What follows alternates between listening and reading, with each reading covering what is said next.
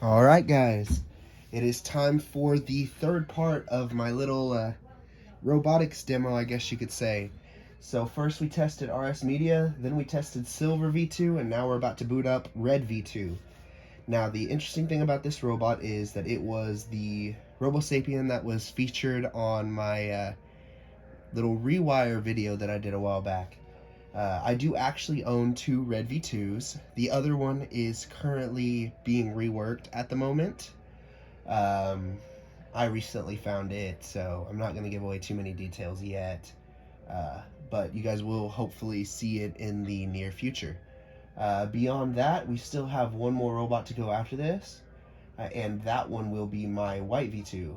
And that white V2 is the only Robosapien V2 that I own that I did not personally rewire.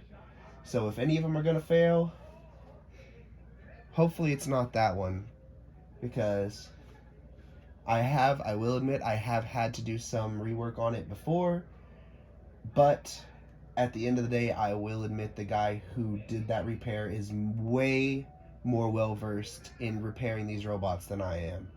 So let's go ahead and kick this guy on. Self-diagnostic initiated. I am Wowie Robotics Model RS-V2. So I could swear that one of my V2s had a neck that would click. It must be the one that is currently being involved in the rework project, which is kind of unfortunate because other than that, it will turn out to be a very pristine robot. Anyways, let's do some fun stuff. Understood.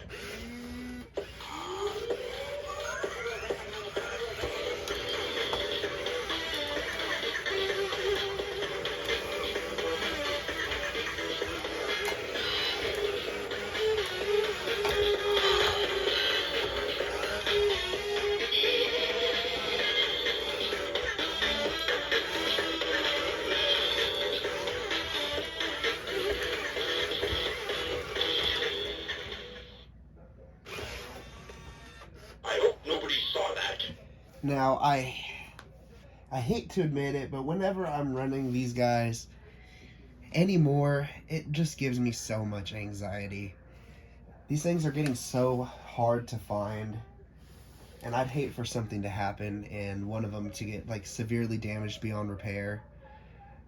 So I try to take it easy on them, at least whenever I'm using them personally. But today isn't one of those days, so let's go ahead and put it to the hardest test that this guy can deal with. Now, I only ever do this test on camera, and that is just because if it's gonna break, I would at least like it to break on camera so you guys can see it. So here we go.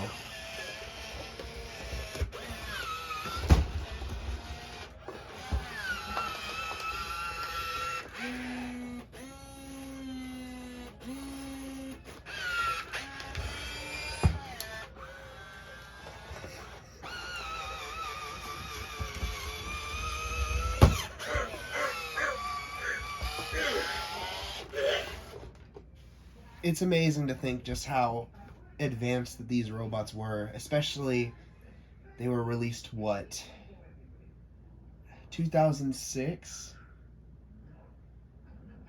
There's nothing quite like Robosapien V2 on the market today. At least nothing, that's sold on the toy aisle. It's honestly a shame that they didn't produce any more beyond this guy, which I guess, when you think about it, they were priced pretty intensely for being considered a toy.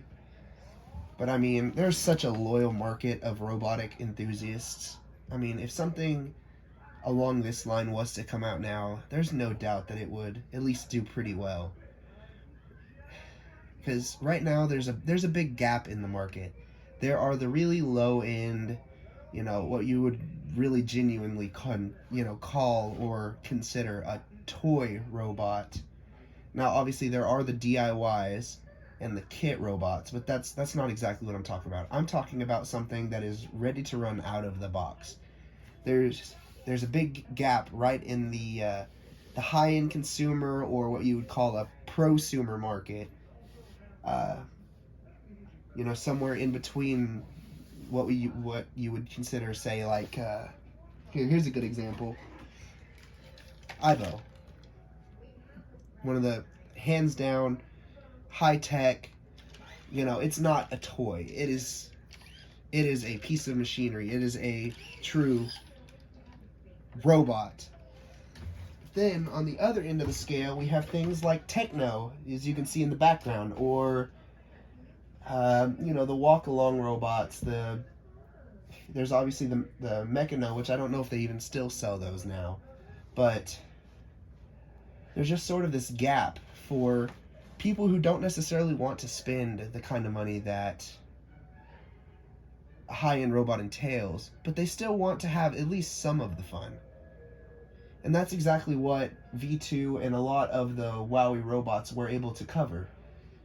I mean, I'm hoping that eventually this market will take back off, but that just remains to be seen. Anyways, enough with that ramble. Karate chop! See, even V2's starting to get bored of it, so let's see what we can make him do. Ouch! Please don't press that button.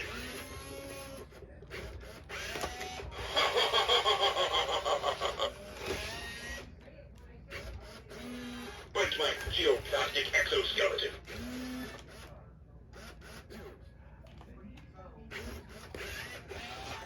Here you are.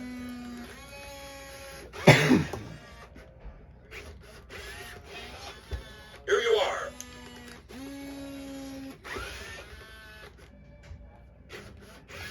World domination plan initiated.